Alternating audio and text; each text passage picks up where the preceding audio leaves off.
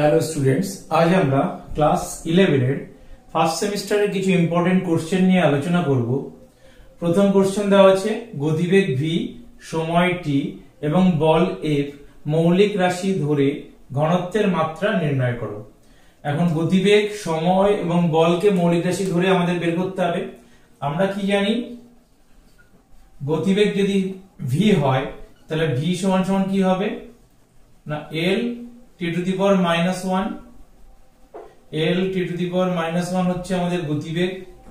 আমাদের সময় t সমান সমান t এর মাত্রা t হবে, আর f এর মাত্রা আমাদের m l t to the power -2। এখন আমাদের বের করতে হবে ঘনত্বের মাত্রা। তাহলে ঘনত্ব বা ঘনত্বের মাত্রা সমান সমান কি m l to the power -3। এটাকে আমরা কি লিখতে পারি, m l to the power -3 সমান সমান, দেখো m l t to the power -2, যেটাকে আমরা f বলছি। এটাকে যদি আমরা l to the power -3 করতে গেলে l to the power 4 t to the power -2 হয়, তাহলে কি আসে না আমাদের l to the power 4 হলে l কিউব হয়ে যাবে, l to the power -3 t to the power -2 R t to the power l to the power 4 t to the power -2, এটাকে আমরা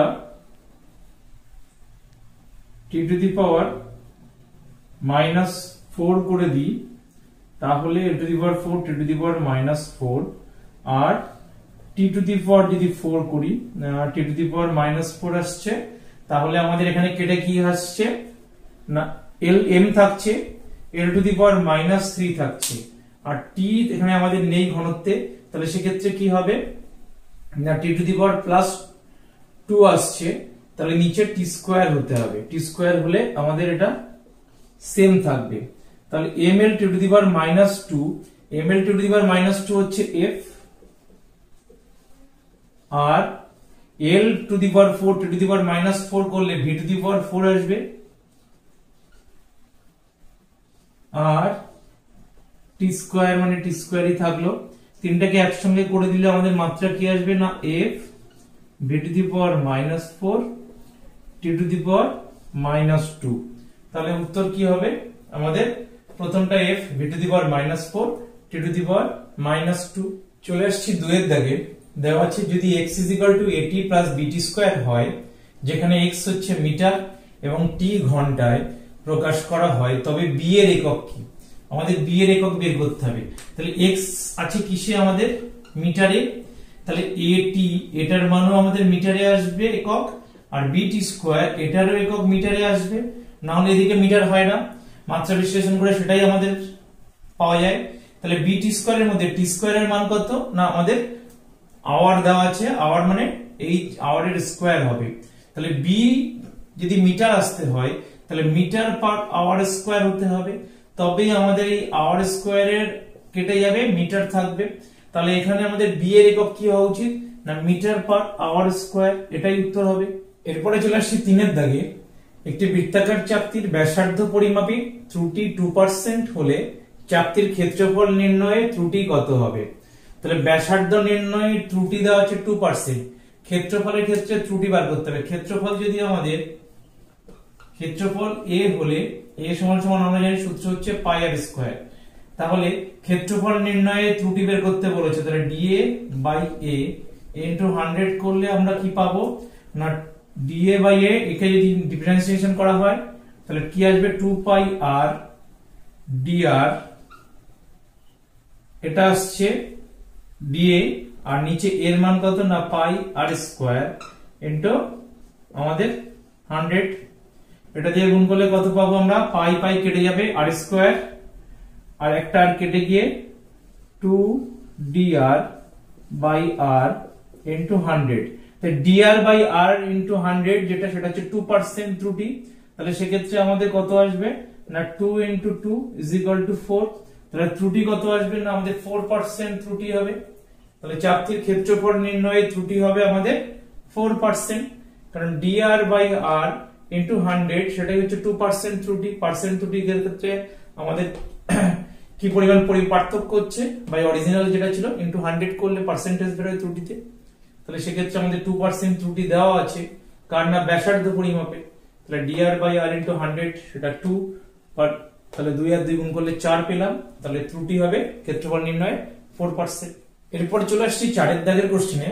দেওয়া আছে x অক্ষ বরাবর একটি কণার সরণের সমীকরণ x = 40 + 12t - t কিউব। থামার আগে কণাটি কত দূর যাবে?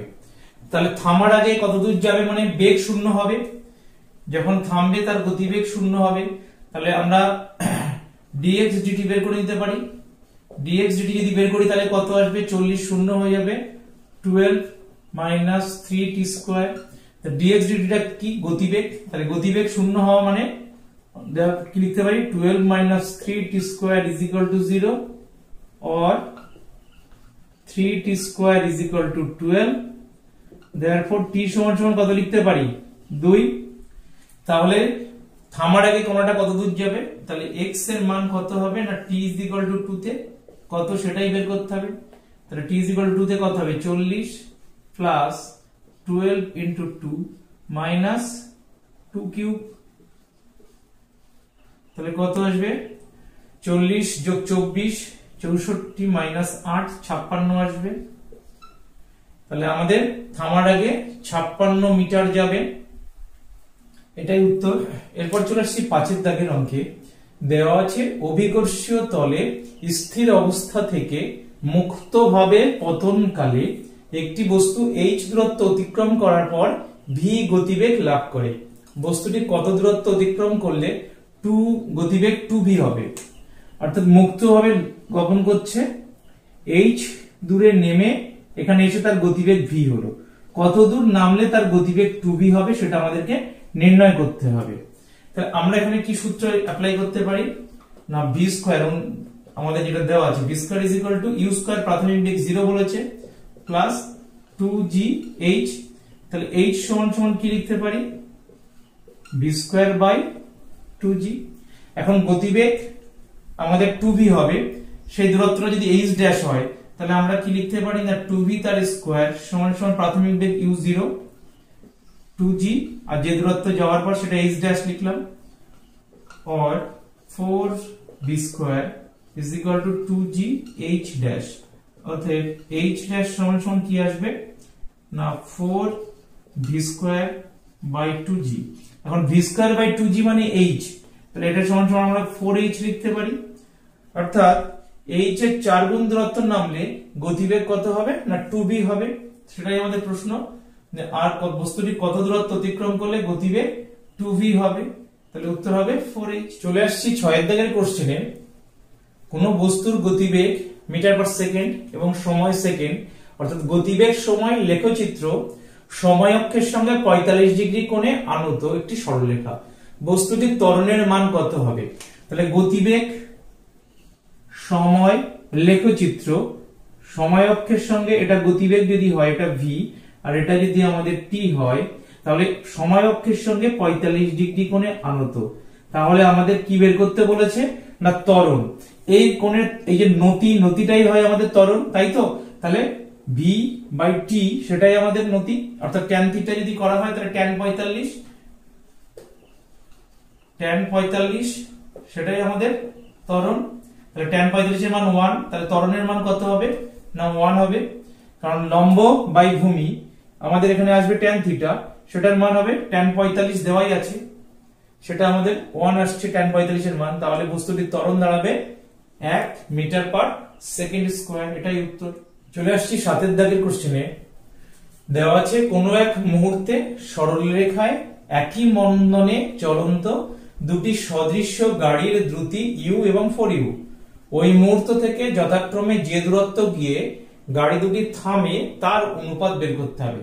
অর্থাৎ প্রথম গাড়ি যদি s1 দূরত্ব আর দ্বিতীয় গাড়ি যদি s2 দূরত্ব গিয়ে থামে, তাহলে সেই s1 আর s2 এর অনুপাত আমাদেরকে বের করতে হবে।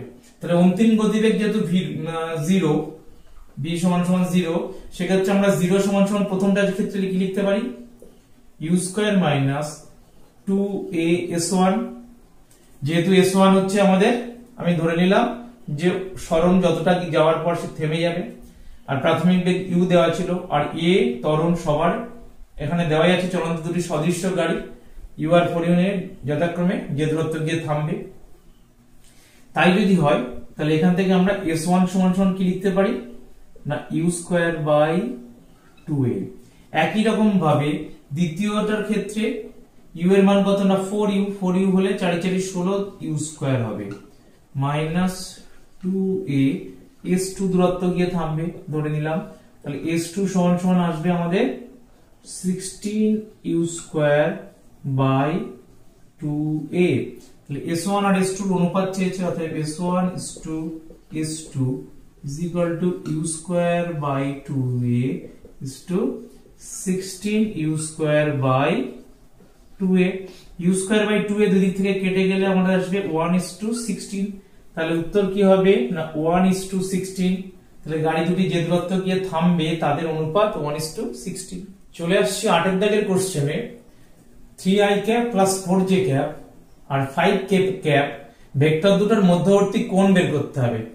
তাহলে আমরা যদি ভেক্টর দুটোর মধ্যবর্তী কোণ বের করতে যাই, সেক্ষেত্রে আমাদের ডট প্রোডাক্ট করতে হবে না 3i cap plus 4j cap এর সঙ্গে কার ডট হবে না 5k ক্যাপের। এখন ডট প্রোডাক্টের ক্ষেত্রে i dot k 0, j dot k 0, তাহলে আমরা a ডট b সমান সমান ab cos θ হয়, তাহলে মড ab cos θ, তাহলে এদিকে 0 পাচ্ছি, তাহলে cos θ এর মান আমাদের কত হবে না cos θ এর মান 0 হবে। তাই যদি হয় তাহলে θ is equal to কত পাই বাই 2 হবে, cos θ 0 মানে cos পাই বাই 2, তাহলে θ এর মান কত না পাই বাই 2। তাহলে এই ভেক্টর দুটোর মধ্যবর্তী কোণ কত হবে না পাই বাই 2, কারণ এটার মান তো আমরা 0 পাবো, i dot k 0, j dot k 0, তাহলে a ডট b সমান সমান 0 যদি হয়, আমরা জানি ab cos θ, তাহলে mod a mod b cos θ, তাহলে cos θ is equal to 0 হবে, তাহলে cos θ 0 হলে θ এর মান আমাদের পাই বাই 2। এটাই উত্তর। চলে আসছে 9 এর দাগের কোশ্চেনে, দেওয়া আছে স্থির জলে এক ব্যক্তি 4 কিলোমিটার পার আওয়ার বেগে সাঁতার কাটতে পারে। স্রোতের বেগ 2 কিলোমিটার পার আওয়ার হলে ওই ব্যক্তি তীরের সঙ্গে কত কোণে আনত হয়ে সাঁতার কাটলে সোজাসুজি নদীর বিপরীত তীরে পৌঁছাবে।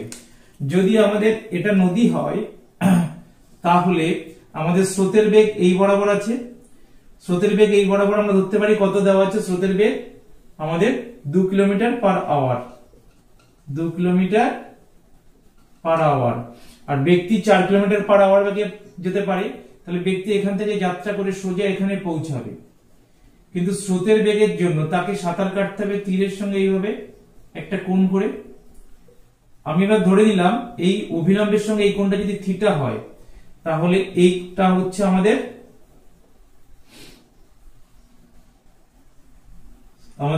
স্রোতের বেগ 2 কিলোমিটার পার আওয়ার, এটা থিটা, তাহলে আমাদের লব্ধি কি হবে, এটা লব্ধি, এটাই আমাদের এই বেগ আর এই বেগের লব্ধি হচ্ছে এটা।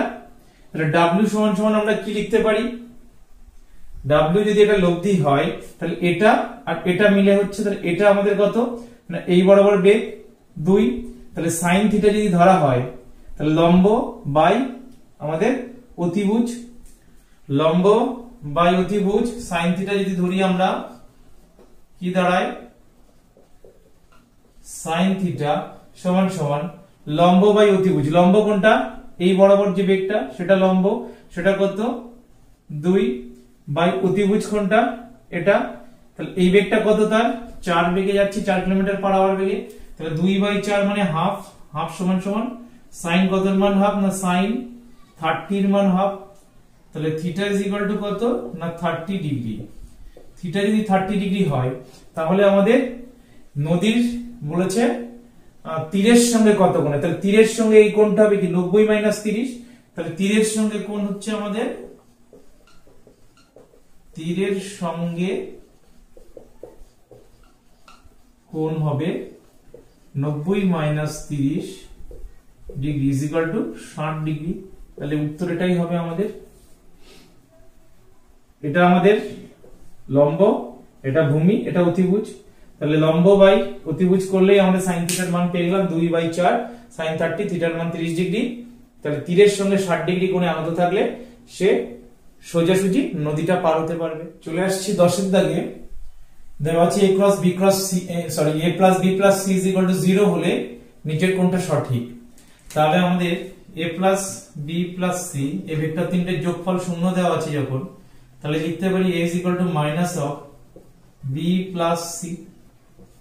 তাই যদি হয় তাহলে a ক্রস b সমান সমান হবে আমাদের কি, এর মান minus of b plus c cross b is equal to আসবে minus of b cross b minus c cross b। এখন b ক্রস b 0 হবে কারণ sin 0 0, আর minus of c cross b টাকে আমরা লিখতে পারি b ক্রস c, কারণ a cross b is equal to minus of b cross a হয়। তাহলে a cross b is equal to b cross c হয়ে গেল। আবার ঠিক একই রকম ভাবে আমরা যদি b ইজ ইকুয়াল টু এই সমীকরণ থেকে বলতে পারি b ইজ ইকুয়াল টু আমাদের minus of a minus c minus of a minus a plus c, তাহলে কি হতে হবে, b ক্রস c সমান সমান কি লেখা যেতে পারে, b ক্রস c এটা সমান সমান minus of a plus c cross c, কি আসবে minus of a cross c minus of c cross c। একই রকম c ক্রস c 0 হবে, আর a ক্রস c টাকে আমরা লিখতে পারি c ক্রস a। তাহলে a ক্রস b সমান সমান b ক্রস c, আবার b ক্রস c সমান সমান c ক্রস a, তাহলে হবে a cross b is equal to b cross c is equal two c cross a। তাহলে c অপশনটা সঠিক। চলে আসছে 11 দাগে। দেওয়া আছে প্রক্ষেপকোণের মান 30 ডিগ্রি এর পরিবর্তে 60 ডিগ্রি হলে একটি প্রাসের সর্বোচ্চ উচ্চতায় আরোহণের মান কত গুণ বৃদ্ধি পাবে। তো প্রাসের সর্বোচ্চ উচ্চতায় আরোহণের ক্ষেত্রে যে সর্বোচ্চ উচ্চতা সেই h সমান সমান সূত্র কি না u square sin square theta by 2g। তাহলে প্রথম ক্ষেত্রে থিটা যদি 30 ডিগ্রি হয়, theta is equal to 30 degree হলে h1 সমান সমান কত হবে না আমাদের u square sin square 30 by 2g। sin 30 এর মান হাফ, তাহলে তার স্কয়ার করলে 1 এর 4 হবে, তাহলে 4 নিচে চলে যাবে, তাহলে u স্কয়ার বাই 8g হবে। আবার থিটা ইজ ইকুয়াল টু যদি 60 ডিগ্রি হয় তাহলে h2 কত হবে আমাদের না u স্কয়ার একই রকম ভাবে sin square 60 by 2g। sin 60 এর মান হচ্ছে √3/2, তার স্কয়ার করলে 3/4 অর্থাৎ 3 u স্কয়ার বাই 8g আসছে। u স্কয়ার বাই 8g মানে h1, তাহলে এটা সমান সমান আসছে আমাদের 3h1। তাহলে আমাদের হাইট 3 গুণ বৃদ্ধি পাবে। তাহলে উচ্চতা আরোহণের মান কত গুণ বৃদ্ধি পাবে না 3 গুণ, এটাই উত্তর। চলে আসছি 12 দাগে। দেওয়া আছে একটি প্রাসের সর্বোচ্চ উচ্চতায় বেগ এবং সর্বোচ্চ উচ্চতার অর্ধেক উচ্চতায় বেগের অনুপাত √6/7। প্রক্ষেপ কোণের মান বের করতে হবে। তাহলে সর্বোচ্চ উচ্চতায় প্রাসের ক্ষেত্রে কি হয় না শুধুমাত্র অনুভূমিক বেগ থাকে x অক্ষ বরাবর, সেটাকে যদি আমরা vx ধরি সেটা কি হবে না u cos θ। আর সর্বোচ্চ উচ্চতার অর্ধেক উচ্চতায় বেগ, সর্বোচ্চ উচ্চতার অর্ধেক উচ্চতায় বেগ যদি v স্কয়ার হয় v হয়, তাহলে v square is equal two আমাদের u স্কয়ার মাইনাস 2gh।